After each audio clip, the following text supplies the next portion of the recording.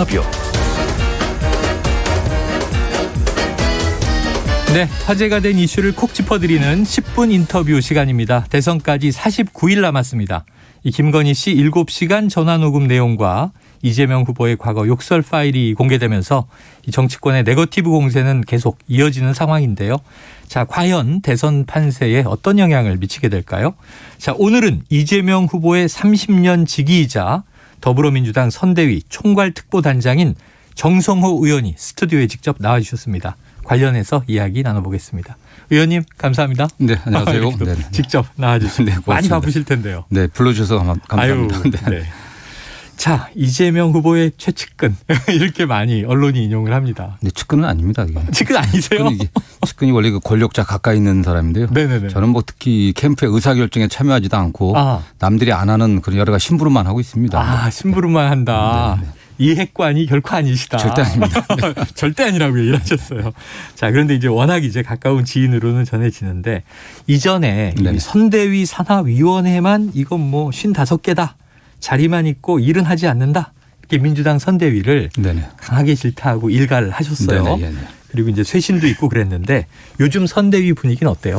뭐 굉장히 긴장하고 있죠. 또 최근에 여론조사가 조금 후보가 정치하는 듯한 그런 모습을 보이고 또 윤석열 후보가 좀 올라오는 듯한 여론조사도 많이 나오기 때문에 굉장히 긴장하고 있고 뭐 전략 뭐 그다음에 비서실 또 메시지 조직 전 팀들이 굉장히 빠르게 움직이고 있습니다. 그리고 이제 기민하게 움직이는 거는 과거보다 나아졌고 네, 그렇습니다.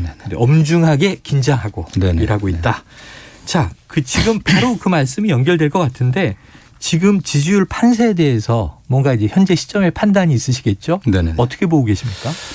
지금 저는 뭐 지금까지는 조금 전에 말씀하신 것처럼 후보 본인이 아니라 후보 주변의 여러 가지 사건들, 가족이라든가 다른 사건들 때문에 지지율이 좀 출렁이는 그런 경향이 좀 있었던 것 같아요. 이제부터는 후보들이 나서야 될 때가 아닌가라는 생각을 하고 있고 지금부터 시작이다라는 자세로 저희들은 일을 하고 있습니다. 어쨌든 후보에 대한 뭐 지지율은 일부에서는 좀 갇혀 있는 게 아니냐라고 얘기하지만 그 전체적인 추세를 보면은 이재명 후보의 지지율의 하한선은 계속 올라갔거든요. 흔들리지 않은 하한선들이 있습니다. 그러니까 일부에서 얘기하는 박스권은 사실이 아니다. 그게 뭐 10%에서부터 20%, 30% 계속 올라와 있고 지금은 좀 길게 보면은 그 추세대로 가서 그 안정적인 지지층을 기반으로 해갖고 후보 본인의 정책 역량과 추진력을 보여준다고 하면은 좀 돌파할 수 있지 않겠나 저는 그렇게 생각을 하고 있습니다. 그래도 이제 흔히 우리 대통령 지지율 얘기할 때 콘크리트 지지층 이런 얘기를 하는데 그렇습니다. 그 기전은 계속 높아져 왔다. 박스권이란 말은 사실이 아니다.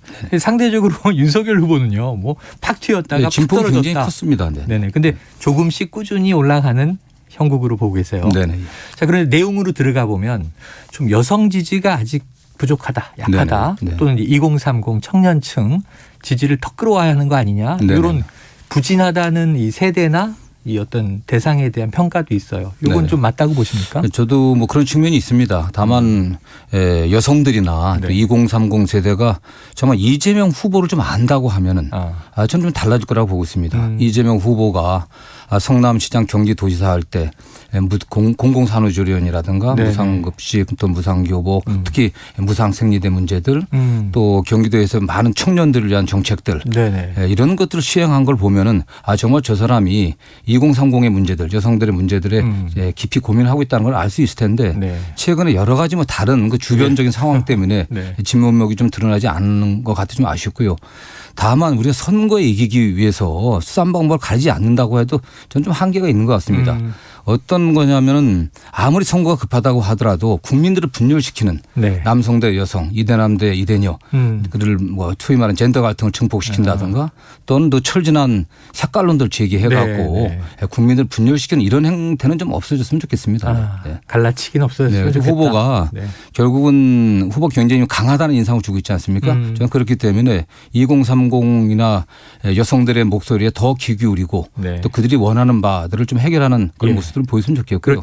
결국 그게 또 저간에는 문재인 정부의 어떤 정책 실패 특히 수도권에서의 어떤 부동산 주택 정책의 실패 때문에 상당히 그 젊은 세대들이 남녀를 불문하고 기회가 박탈됐다고 하는 그런 느낌을 많이 갖고 있습니다. 분노감이 있죠. 그분들에게 뭔가 기회를 줄 수 있는 그런 계기를 만들면 뭐 좀 나아지겠다는 생각을 하고 있습니다. 그러니까 주변적인 문제 때문에 손해보는 게 많다, 좀 억울하다 이런 뉘앙스가 있고요. 후보를 잘 알게 된다면 지지하게 될 텐데 하는 또 안타까움도 있으세요. 그래서 이제 토론에 관심이 있는 거예요. 후보가 직접 나서서 후보 간에 이제 민생을 위해서 뭘 해주겠다. 여성을 위해서, 청년을 위해서 어떻게 하겠다. 그런 이제 보고 판단을 하겠죠. 우리가 직접. 그러면 설 연휴 기점으로 TV 토론이 이제 성사됐을 때 지지율 오를까요? 저는 지금까지는 후보들의 시간이 아니었습니다. 서로 양쪽 특히 뭐 제가 보기엔 야당 쪽에서는 네거티브에 거의 집중을 하고 있는데 주변적인 사건들이나 주변 인물의 시간이었다고 하면 지금부터는 후보들의 시간이다라고 저는 생각을 하고 있고요.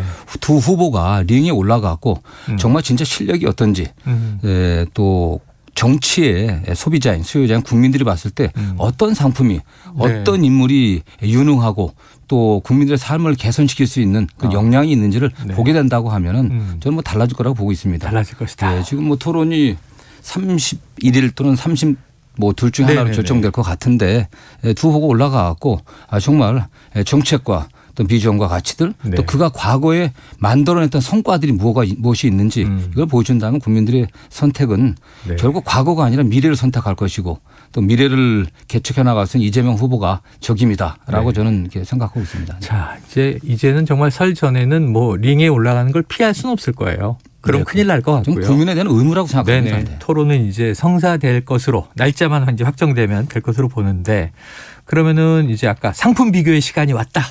소비자인 우리들에게 정치 소비자죠. 근데 이제 양자 토론에도 또 각 후보가 장단점이 있지 않습니까? 일방적이라고 볼 수는 없으니까. 그렇습니다. 전략은 뭘까요? 이재명 후보의. 결국 그 이재명 후보가 국민들의 목소리를 경청한다는 자세로 더 겸손하게 저는 해야 될 것 같고요. 특히 이제 상대 후보와 이제 공방이 많이 벌어지지 않겠습니까? 그때 국가 지도자로서의 어떤 의연함들 그런 자세를 보여주는 게 가장 기본적으로 돼야 될 거라고 생각하고 있고 또 결국 우리가 그 정책은 또 공약은 매우 현란하게 또 뭐 잘 포장해서 내세울 수 있습니다. 문제는 그걸 실현낼 수 있는 그런 역량이 있냐가 중요하지 않겠습니까? 뭐 써준 뭐 정책도 공약들을 발표하는 건 의미가 없다고 생각하고 있고요. 그런 측면에서 이재명 후보는 성남시장 8년 경기도의사 3년 6개월의 기간 동안 상당히 많은 성과를 냈습니다. 정책을 약속했고 공약을 약속했고 지켜냈습니다. 그런 성과들을 보여주고 또 그런 성과에 기초한 미래의 어떤 비전들을 제시하면은 확연하게 상대 후보와 차이가 날 거다라고 저는 생각하고 있습니다. 차이가 날 거다. 리더로서의 진면목을 보여주게 될 것이다. 자, 그런데 이제 예단할 수는 없지만 지금 언론에 흘러나오는 이야기들이 자, 윤석열 후보 쪽에서는 이 대장동을 벼르고 있다. 애초에 또 대장동만 가지고 토론하자. 공식 요청 오면 또 이재명 후보가 받겠다. 이런 얘기도 했었죠. 그러다 보니까 이게 또 검사와 피의자 프레임으로 가는 거 아닐까? 이런 관측도 나와요.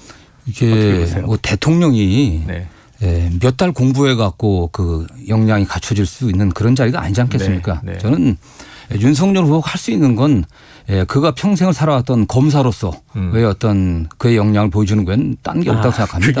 그렇기 때문에 본인의. 오히려 국민들은 그렇게 윤석열 후보가 대장동만 물고 던진다고 하면은 결국 윤석열 후보가 정책 역량은 없고 비전과 가치는 없고 과거를 갖다 청산하는 단죄하는 검사로서의 그 한계 그걸 분명히 보게 될 거라 생각하고 있고요. 저는 그런 측면에서 윤석열 후보 쪽에서도 대장동만 파는 건 굉장히 어리석은 길이다라고 저는 생각하고 있습니다. 물론 대장동에 관련해서도 이재명 후보는 물론 그가 도의적인 책임을 져야 될 부분도 좀 있겠죠. 그러나 전적인 어떤 사건의 경위를 좀 설명하면은 국민들이 이해할 부분도 있다고 생각합니다. 그래요. 알겠습니다. 오히려 검사 프레임으로 나오면 그게 패착일 수 있다. 이런 또 역충고를 해 주셨어요. 정치권이 지금 녹취 전쟁 중이지 않습니까? 이게 참 국민들이 암울한 면이 있습니다.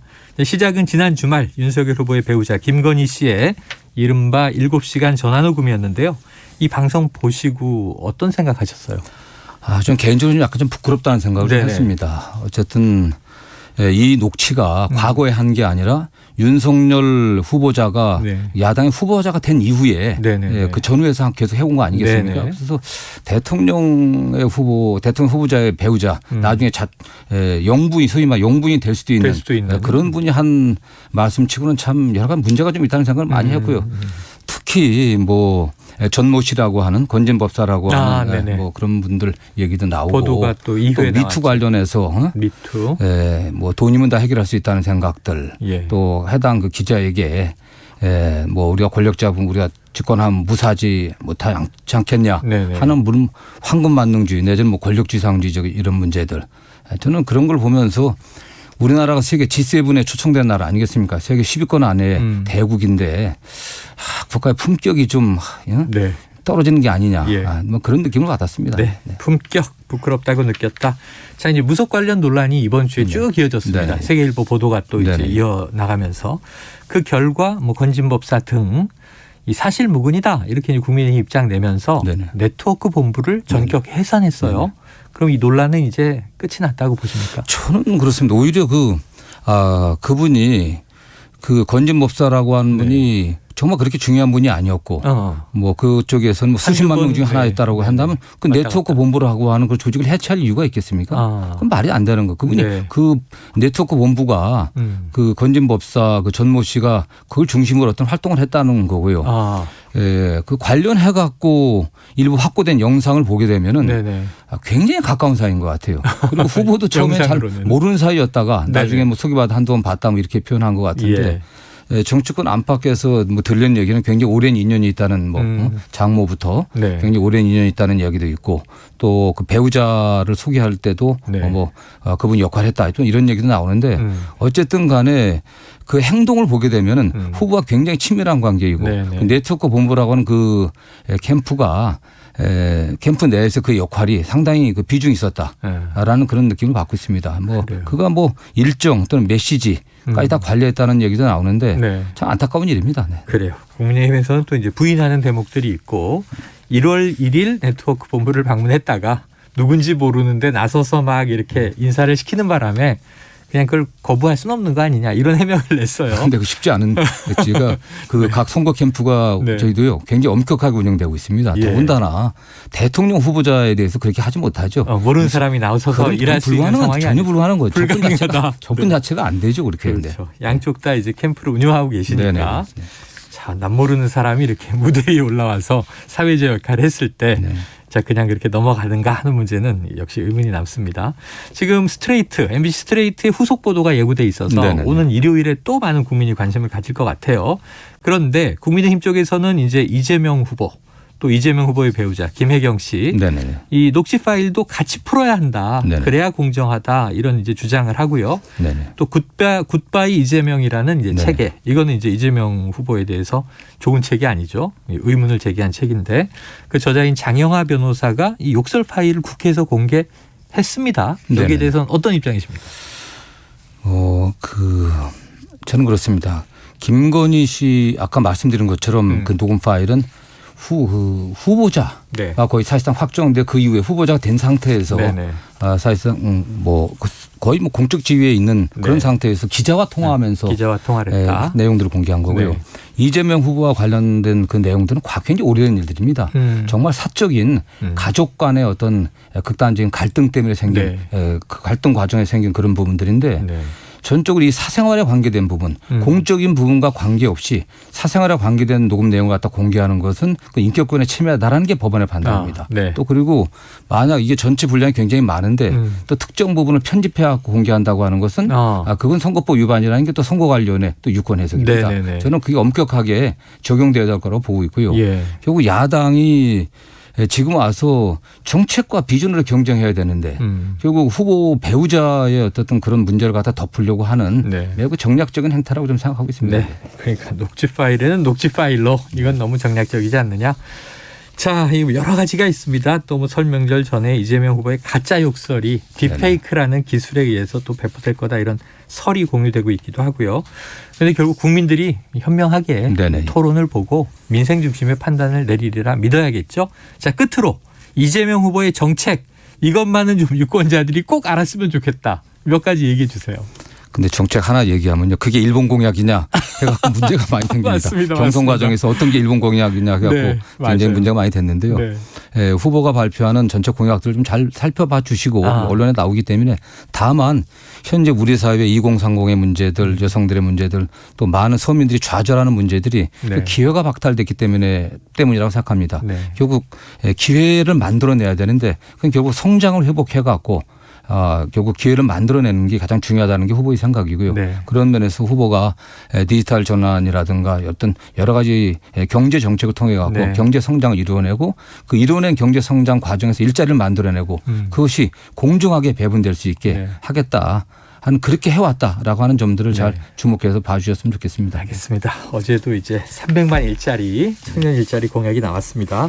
자, 오늘 이제 여기서 이재명 후보의 최측근이 결코 아니다. 결단도 아니다 이렇게 말씀해 주신 더불어민주당 선대위 총괄특보단장 정성호 의원이었습니다. 오늘 말씀 고맙습니다. 네, 감사합니다.